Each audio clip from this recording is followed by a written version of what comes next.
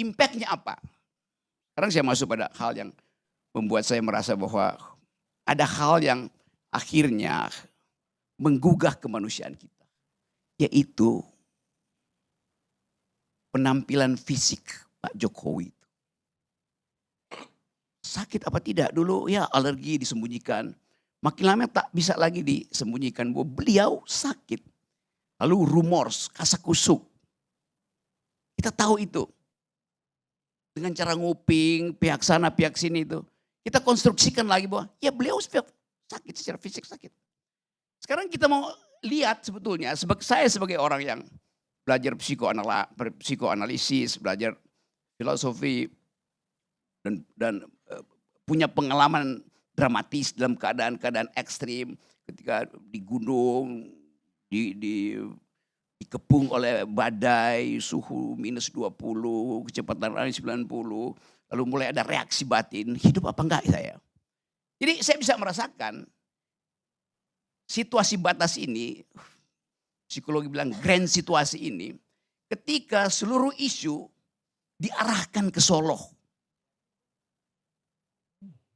Dan Pak Jokowi pasti setiap hari buka HP itu. HP itu sumber penyakit Jokowi. Tiap kali Fufu Fafa, Roy Suryo, Rismon. Ya. Dia mengalami sakit yang disebut pain of desire. Sakit karena punya ambisi itu. Kalau Pak Jokowi nggak punya ambisi, ya tenang aja tuh. Kita mulai baca itu tuh. Saya bisa nangkap. Sekarang, kenapa dia punya pain of desire? Begitu keadaan orang yang post power syndrome. Itu ada mulai dari lurah post power syndrome sampai presiden post power syndrome. Bentar lagi Donald Trump kena post power syndrome.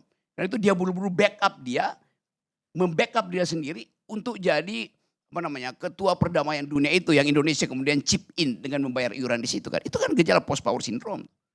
Jadi fakta pertama, Presiden Jokowi pasti mengalami post power syndrome. Pasti. Itu gejala umum dari mereka yang meninggalkan kekuasaan. Bisa nggak post power syndrome ini dihindari? Bisa. Apa? Kasih lagi dia power. Gampang aja. Tapi Pak Jokowi tahu dia tidak mungkin lagi punya power. Karena udah 2 periode. Tetapi orang yang masih punya post power syndrome ingin kembalikan powernya, akan cari cara untuk memperpanjang, mengekstensi powernya itu. Apa yang dia lakukan? Gibran akan dirawat untuk jadi extension of his own power. Logis apa enggak? Bantah aja argumen saya coba. Jadi keinginan Pak Jokowi adalah melanjutkan kekuasaan dia melalui turunannya. Masuk akal enggak itu? Tanya pada Roy Suryo. Kebudayaan Jawa begitu cara berpikirnya. The ideas of power in Japanese culture. Petro post power syndrome.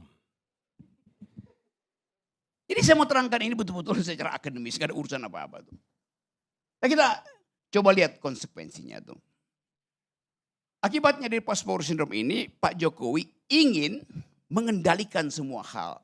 Built in di dalam emosi dia, built in dalam rasio dia, built in dalam gagasan batin dia itu. Untuk apa? Bring pulung back in. Pulungnya mesti kembali ke dia tuh. Tapi ini negara demokratis, itu soalnya. Gak bisa diperpanjang ambisi. Sekarang masalahnya bab 3 nih Pak Karni. Di dalam keadaan misri itu, kepedihan psikologi yang sangat mendalam. Timbul gejala jenis epidermitis, gangguan kulit.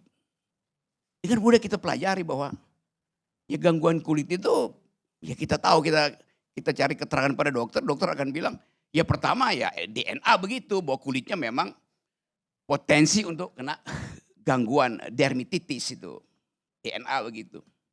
Yang kedua makanan, artinya alergi. Yang ketiga stres. Kan kita hitung aja, apakah Pak Jokowi dermatitisnya itu disebabkan oleh DNA, ya mungkin enggak. Karena kalau dia DNA berarti keluarganya kena, enggak tuh. Apakah kena alergi makanan? Ya pasti sebagai mantan presiden tetap dijaga kesehatannya, terutama makanannya. Karena presiden 25 tahun ke depan masih memelihara rahasia negara. Jadi dia mesti diasuh, pas pampers masih ada sekeliling dia tuh. Kalau dua hal ini kita singkirkan, cuma ada hal ketiga penyebabnya, ya stres. Apalagi? Kan begitu cara berpikir metodologis. Singkirkan hal-hal yang sifatnya variabel, maka yang tersisa adalah konstanta. Matematikanya begitu kan? Sekarang konstantanya adalah stres. Nah di situ kita mulai bicara tuh. Stres karena apa? Karena dia nggak tahu arah.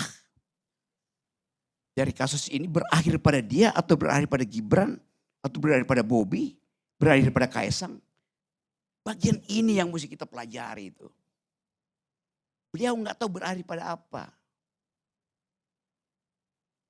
Sekarang ada jalur hukum. Kalau jalur hukum ditempuh, dia rasa aman. Karena dia tahu dia benar. Tapi itu kemudian menimbulkan kegelisahan baru tuh. Bagaimana kalau tidak benar? Maka cari vehicle lain. Exposure lain. Yaitu yang tadi Anda bicarakan. Restoratif justice. Oke. Saya lanjutin sedikit ya logikanya. Kalau restoratif justice dicapai, pasti damai. Pak Jokowi. Tapi ternyata restoratifnya tidak total. Karena cuma 2 orang yang ada di situ. Timbul problem psikologi baru. Makin cemas Pak Jokowi. Restornya tidak di restoratif dari kata restore artinya dipulihkan, dimasukkan kembali dalam sistem. Harusnya semua dimasukkan di situ supaya sistemnya itu adem, stabil.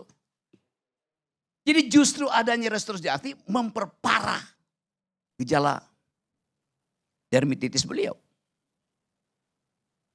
Paradoks. Ada restoratif justice tapi beliau makin tidak tenang. Dia lihat Pak Karni bongkar ini pusing lagi dia tuh. Jadi kasihan Pak Jokowi disiksa oleh public opinion. Itu jadinya.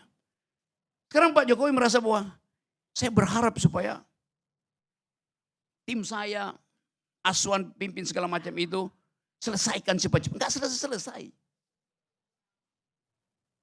Lalu Jokowi merasa dalam hatinya, oh ini yang gue udah suruh kok kenapa enggak selesai.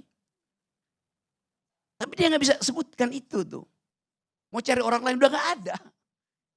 Diganti-ganti yang bisa membantah Rismon, membantah Tifa, Roy itu enggak ada. Jalan terus mereka tuh.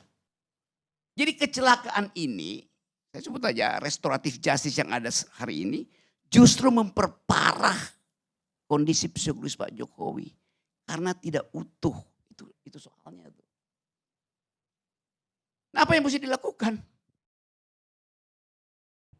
Kalau saya bisa kasih saran, Pak Jokowi gak usah angkat-angkat telepon, jangan baca berita tuh.